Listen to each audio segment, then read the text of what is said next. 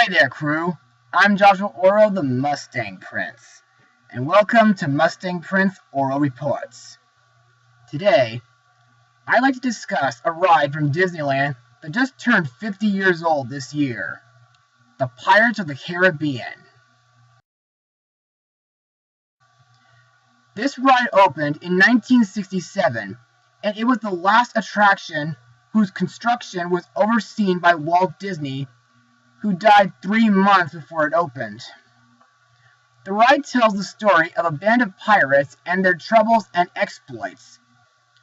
The ride also gave us the song Yo-Ho, A Pirate's Life for Me, which, like a cowboy needs a horse, I was introduced to by watching the Hi-Ho Disney sing-along video. Now, while I do love the song, I wasn't always a fan of the ride when I was little, because after my first ride through with my dad, because of the waterfalls, I was frightened, and I didn't want to do it again. Heck, I remember crying when refusing to do the Floridian version back in summer 1998. But my parents made me go anyway. But then, in 2003, things changed when the first Pirates of the Caribbean opened. After me and my family saw it at the El Capitan Theater in Los Angeles, I was completely blown away, and I learned to love the ride ever since. Then, in 2006, Pirates of the Caribbean went on a roll when Jack Sparrow, Barbossa, and Davy Jones came on board the ride. The movie became a level in Kingdom Hearts 2, and of course, a second movie came out, where Jack had a debt to pay to Davy Jones. Then, a year later, the third movie came around, where Jack's crew, with help from Barbossa and Tia Dalma, go to Davy Jones' locker to retrieve Jack and unite the Brethren Court in order to defeat Davy Jones and Cutler Beckett. Next thing you know, in 2011, a fourth film came out, where Jack has to find the Fountain of Youth while joining Blackbeard's crew. In my opinion, I love all these films. They're action-packed, humorous, dark, well-detailed, and has a great cast of colorful characters. And now, after 6 years, we finally get a new installment, and it is the subject of my blog today. Released on May 26, 2017, the movie is Pirates of the Caribbean 5, Dead Men Tell No Tales. Now, let's get her underway. Thrust into an all-new adventure, a down-on-his-luck Captain Jack Sparrow feels the winds of ill fortune blowing even more strongly when deadly ghost sailors, led by his old nemesis, the evil Captain Salazar, escape from the Devil's Triangle. Jack's only hope of survival lies in seeking out the legendary Trident of Poseidon, but in order to find it, he must forge an uneasy alliance with a brilliant and beautiful astronomer and a headstrong young man in the British Navy. So, what are my thoughts on this movie?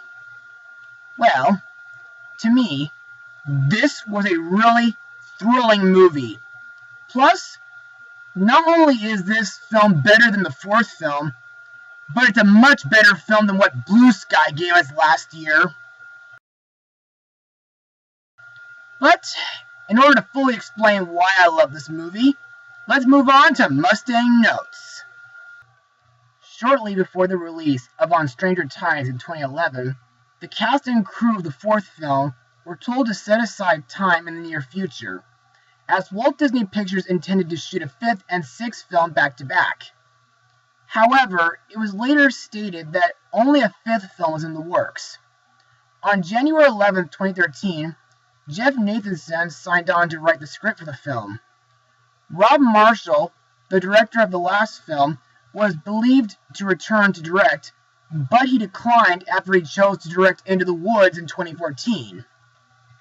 Finally, on May 29, 2013, Roning and Sandberg were selected to direct the movie. This decision was based both on their Academy Award-nominated high-C film Kon-Tiki, as well as their ability to work with a limited budget.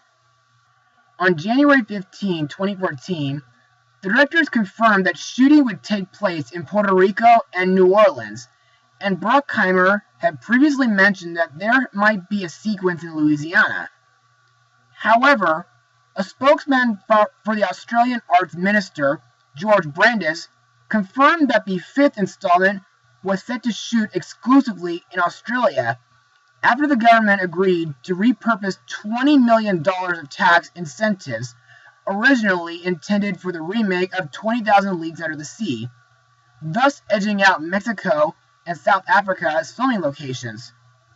This was officially confirmed by Disney and the Queensland Arts Minister on October 2, 2014, stating that filming would take place exclusively in Queensland, Australia, being the largest production to ever shoot in the country. Village Roadshow Studios and Port Douglas were officially confirmed as filming locations. Filming commenced on February 17, 2015. Ship scenes were filmed in front of a giant outdoor green screen in Helensvale, while a film set in the form of a village was built in Maud's Land. Filming moved to Doug Jennings Park on the Spit from March 30th to June 15th, 2015, that is, for waterbound scenes. However, due to extreme sickness among the cast and crew due to big swells of the Spit, filming moved to Raby Bay for calmer waters. Scenes were shot at Lanks Head on June 1st. Locals made up more than 75% of the 850-plus crew then working on the film. Scenes featuring a skeleton of the sperm whale that had been constructed were shot at Hastings Point from June 21st to 23rd. Work on the film concluded on April 19, 2017. Now, what interested me about this movie is that it contains Greek mythology, astrology, as well as reintroductions to old characters who were absent in the last film. What's more, this film is full of hilarious moments. Plus, the fight scenes are the best in this whole franchise. However, there was one part that I felt baffled about. And that scene was when Barbossa used his sword to break a bottle that held the Black Pearl and Monkey Jack inside. Why didn't they do that sooner? I guess I'll never know. Also, there's barely a reference from the ride in this movie. But anyway, now that we're done with Mustang notes, let's move on to the cast. Our main lead, Captain Jack Sparrow, is played by Johnny Depp, who's been in films like the original Nightmare on Elm Street, Charlie and the Chocolate Factory, Sweeney Todd, the Demon Barber of Fleet Street, the Alice films, The Lone Ranger, Sleepy Hollow, and Corpse Bride. Now, Jack is the eccentric but noble pirate captain of the Black Pearl. To me, Jack is the reason why we all watch these films. In fact, he's that great of a character. Plus, he has some of the funniest lines ever. In this film, Jack is on the hunt for the Trident of Poseidon, which bestows control over the seas. Also, in this film, Jack's lost his mojo, meaning that he can't even be on the water. Roeding stated that Sparrow's role in this movie mirrors his role in the original. Next is Jack's first mate, Joshua Gibbs, played by Kevin McNally, who has been in the 1990s stage musical of Jekyll and Hyde.